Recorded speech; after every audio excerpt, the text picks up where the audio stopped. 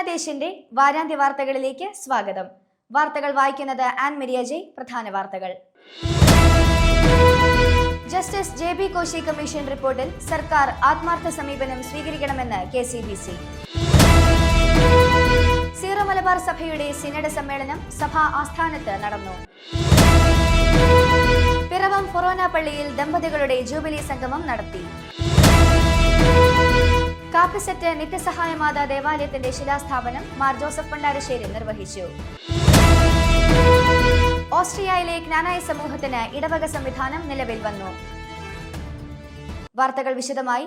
കേരളത്തിലെ ക്രൈസ്തവ സമൂഹത്തിന്റെ പിന്നോക്കാവസ്ഥയെക്കുറിച്ച് പഠിച്ച് സമർപ്പിച്ച ജസ്റ്റിസ് JB കോശി കമ്മീഷൻ റിപ്പോർട്ടിനെ അടിസ്ഥാനപ്പെടുത്തി സർക്കാർ ക്രോഡീകരിച്ച ഉപശുപാർശകൾ ഉൾപ്പെടെയുള്ള 328 ശുപാർശകളിൽ നിന്നും 220 ശുപാർശകൾ പൂർണ്ണമായും നടപ്പാക്കിയെന്ന മുഖ്യമന്ത്രിയുടെ അവകാശവാദത്തിനിടെ ആശങ്ക പ്രകടിപ്പിച്ച് KCBC.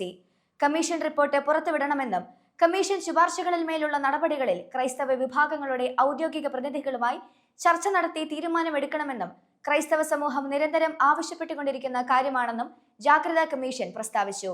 റിപ്പോർട്ട് പൂർണ്ണമായി പ്രസിദ്ധീകരിക്കുകയും ഇതിനകം സ്വീകരിച്ച നടപടികളെക്കുറിച്ച് ക്രൈസ്തവ സമൂഹത്തെ വ്യക്തമായി അറിയിക്കുകയും ചെയ്യാത്തിടത്തോളം മുൻ വർഷങ്ങളിൽ ആവർത്തിച്ച അവകാശവാദങ്ങളാണ് ഇപ്പോഴും ആവർത്തിക്കുന്നതെന്ന് കരുതേണ്ടി വരും. തെരഞ്ഞെടുപ്പ് മുന്നിൽ കണ്ടുകൊണ്ടുള്ള ഇത്തരം താൽക്കാലിക നീക്കങ്ങൾക്ക് ഉപരിയായി ആത്മാർത്ഥമായ സമീപനം സ്വീകരിക്കാൻ സർക്കാർ തയ്യാറാകണമെന്നും KCBC deputy secretary general father Thomas തറയിൽ പ്രസ്താവിച്ചു. അതേസമയം JB കോശി കമ്മീഷൻ റിപ്പോർട്ടിലെ ഭൂരിഭാഗം നിർദ്ദേശങ്ങളും നടപ്പാക്കിയെന്ന് പ്രഖ്യാപിക്കുന്ന മുഖ്യമന്ത്രിയുടെയും സർക്കാരിന്റെയും നയം തികച്ചും അവഹേളനാപരവും സമുദായത്തെ വഞ്ചിക്കുന്നതുമാണെന്ന് കത്തോലിക്ക കോൺഗ്രസ് കേന്ദ്ര സമിതി.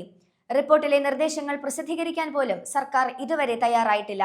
കത്തോലിക്ക കോൺഗ്രസ് ഈ വിഷയം ആവശ്യപ്പെട്ട് വിവരാവകാശ പ്രകാരം 3 തവണ സർക്കാരിന് അപേക്ഷ സമർപ്പിച്ചിട്ടും സർക്കാർ നിരാകരിക്കുകയാണ് ഉണ്ടായത്. തുടർന്ന് കേരള ഹൈക്കോടതിയിൽ റിപ്പോർട്ട് പ്രസിദ്ധീകരണമെന്നാവശ്യപ്പെട്ട് കേസ് ഫയൽ ചെയ്തിരിക്കുന്നു. വിവരാവകാശ പ്രകാരം അപേക്ഷിച്ചപ്പോൾ സർക്കാർ പറഞ്ഞത് മന്ത്രിസഭയുടെ പരിഗണനയിലിരിക്കുന്നു എന്നാണ്. എന്നിട്ടാണ് ഇപ്പോൾ റിപ്പോർട്ടിലെ ഭൂരിഭാഗം നിർദ്ദേശങ്ങളും നടപ്പാക്കിയെന്ന് പറയുന്നത്. ഈ റിപ്പോർട്ട് പ്രസിദ്ധീകരിക്കുകയോ നടപ്പാക്കുകയോ ഇല്ല എന്ന് മാത്രമല്ല, ഇതിന്റെ പേരിൽ ഒരു സമുദായത്തെയും ജനതയെയും അവഹേളിക്കുക കൂടിയാണ്. JB കോശി കമ്മീഷൻ റിപ്പോർട്ട് പ്രസിദ്ധീകരിക്കുന്നതിനും നടപ്പാക്കുന്നതിനും വേണ്ട നടപടികൾ സ്വീകരിക്കുന്നില്ലെങ്കിൽ നിയമസഭാ തെരഞ്ഞെടുപ്പിൽ കൃത്യമായ മറുപടി ക്രൈസ്തവ സമുദായം നൽകുമെന്നും കത്തോലിക്ക കോൺഗ്രസ് ഓർമ്മിപ്പിച്ചു. പ്രസിഡന്റ് രാജീവ് കൊച്ചുപറമ്പിൽ അധ്യക്ഷത വഹിച്ച യോഗത്തിൽ ഡയറക്ടർ റവറന്റ് ഡോക്ടർ ഫിലിപ്പ് കവിയിൽ മുഖ്യപ്രഭാഷണം നടത്തി. സീറോ മലബാർ സഭയുടെ 34ാമത് മെത്രാൻ സിനഡിന്റെ 1ാം സമ്മേളനം സഭാ ആസ്ഥാനമായ കാക്കനാട് മൗണ്ട് സെന്റ് തോമസിൽ സീറോ മലബാർ സഭയുടെ പിതാവും തലവനുമായ major archbishop Mar Raphael Thattil തിരിതെളിച്ചുകൊണ്ട് ഉദ്ഘാടനം ചെയ്തു. സീറോ മലബാർ സഭയുടെ അജപാലന ക്രമീകരണങ്ങളിൽ സമീപകാലത്തുണ്ടായ വളർച്ച, പ്രത്യേകിച്ച് 12 രൂപതകളുടെ അതിർത്തികൾ പുനഃക്രമീകരിച്ചതും കേരളത്തിന് പുറത്ത് 4 പുതിയ പ്രവിശ്യകൾ രൂപീകരിച്ചതും ഗൾഫ് മേഖലയിലെ സീറോ മലബാർ വിശ്വാസികൾക്കായി അപ്പസ്തോലിക് വിസിറ്ററെ നിയമിച്ചതും കൃതജ്ഞതാപൂർവ്വം അനുസ്മരിച്ച major archbishop Syro Malabar വിശ്വാസികളുടെ അജപാലനപരവും പ്രേക്ഷിതപരവുമായ ആവശ്യങ്ങളോടുള്ള ഭാവാത്മകവും ചരിത്രപരവുമായ പ്രതികരണങ്ങളായി അവയെ വിലയിരുത്തി. 2026-ൽ സീറോ മലബാർ സഭ ആചരിക്കുന്ന സാമുദായിക ശാക്തീകരണ വർഷം കാലോചിതവും പ്രവാചക തുല്യവുമാണെന്ന് പറഞ്ഞ മേജർ ആർച്ച് ബിഷപ്പ്, ഒരു സഭയെന്ന നിലയിൽ നാം അഭിമുഖീകരിക്കുന്ന വെല്ലുവിളികൾ കേവലം ഭരണം എന്നതിനേക്കാൾ ആഴമായ ആത്മീയ മാനമുള്ളവയാണെന്ന് തിരിച്ചറിയണമെന്ന് ഓർമ്മിപ്പിച്ചു. പുതിയ സീറോ മലബാർ സഭാ പ്രവിശ്യകളുടെ തലവന്മാരായി സ്ഥാനമേറ്റെടുത്ത മാർ സെബാസ്റ്റ്യൻ വടക്കേൽ, മാർ കുര്യാക്കോസ് ഭരണികുളങ്ങര, മാർ സെബാസ്റ്റ്യൻ വാണിപുരയ്ക്കൽ, മാർ പ്രിൻസ് ആന്റണി പാണയങ്ങാടൻ എന്നിവരെ മേജർ ആർച്ച് ബിഷപ്പ് അഭിനന്ദിക്കുകയും സീറോ മലബാർ മെത്രാൻ സിനഡിലേക്ക് പുതിയ അംഗങ്ങളായെത്തിയ ബെൽത്തങ്കാടി രൂപതാധ്യക്ഷൻ മാർ ജെയിംസ് പട്ടേരിൽ, അദിലാബാദ് രൂപതാധ്യക്ഷൻ മാർ ജോസഫ് തച്ചാപ്പറമ്പത്ത് എന്നിവർക്ക് സ്വാഗതം ആശംസിക്കുകയും ചെയ്തു. സിനഡ് ജനുവരി 10 ശനിയാഴ്ച വൈകിട്ട് സമാപിച്ചു.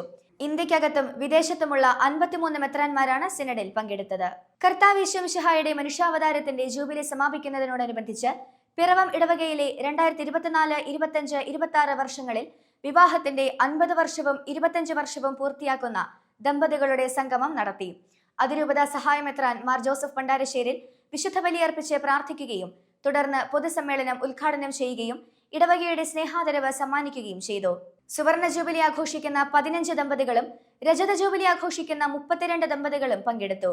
വികാരി ഫാദർ തോമസ് പ്രാലേൽ, അസിസ്റ്റന്റ് വികാരി ഫാദർ ലിൻജോ തണ്ടയിൽ എന്നിവർ സംഗമത്തിന് നേതൃത്വം നൽകി. പുതുക്കി പണിയുന്ന കാപ്പിസെറ്റ് നിത്യസഹായമാതാ ദേവാലയത്തിന്റെ ശിലാസ്ഥാപനം ഡിസംബർ 21-ാം തീയതി കോട്ടയം അതിരൂപത സഹായമെത്രാൻ മാർ ജോസഫ് പണ്ടാരശ്ശേരിയിൽ നിർവഹിച്ചു.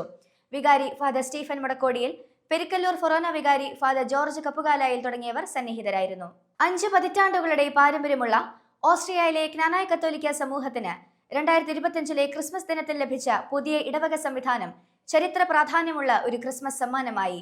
പൗരസ്ത്യ സഭകളുടെ ഓർഡിനറിയറ്റിന്റെ കീഴിൽ വിയന്ന അതിരൂപതയ്ക്കുള്ളിൽ ക്നാനായ കത്തോലിക്കർക്കായി പുതിയ ഇടവക സംവിധാനം നിലവിൽ വന്നു. വിയന്ന അതിരൂപതയുടെ ആർച്ച് ബിഷപ്പ് എമിരത്തോസും ഓസ്ട്രിയയിലെ പൗരസ്ത്യ സഭകളുടെ ഓർഡിനറിയറ്റിന്റെ പ്രസിഡന്റുമായ കർദിനാൾ ക്രിസ്റ്റോഫ് ഷെൻബ്രൻ നൽകിയ അനുമതിയുടെ അടിസ്ഥാനത്തിലാണ് വിയന്നയിലെ മറ്റ് സീറോ മലബാർ കമ്മ്യൂണിറ്റികൾക്ക് സമാനമായി ക്നാനായ സഭയ്ക്ക് ലഭിച്ച ഈ പുതിയ അംഗീകാരം വിയന്നയിലെ ക്നാനായ മക്കൾക്ക് സന്തോഷത്തിന്റെ ഒരു ക്രിസ്മസ് സമ്മാനമായി.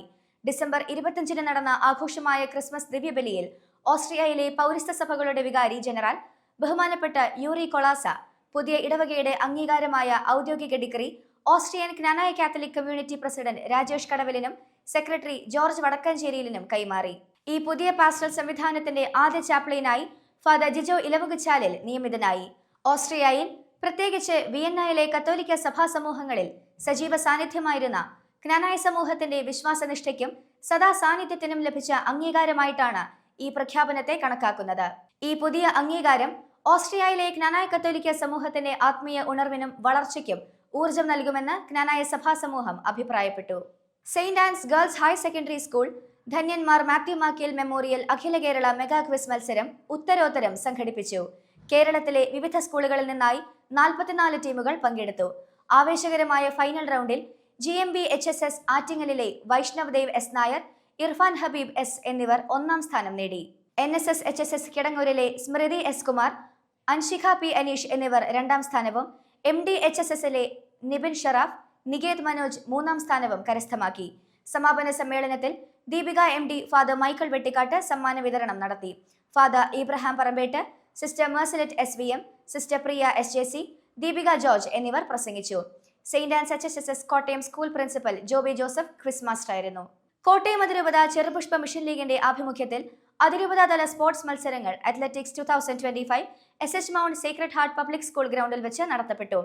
തിരുഹൃദയ ദാസ സമൂഹ superior general father Jose Kannuvettiyil കായിക മാമാങ്കം ഉദ്ഘാടനം ചെയ്തു. പ്രസിഡന്റ് മാത്തക്കുട്ടി സണ്ണി അധ്യക്ഷത വഹിക്കുകയും പതാക ഉയർത്തുകയും ചെയ്തു.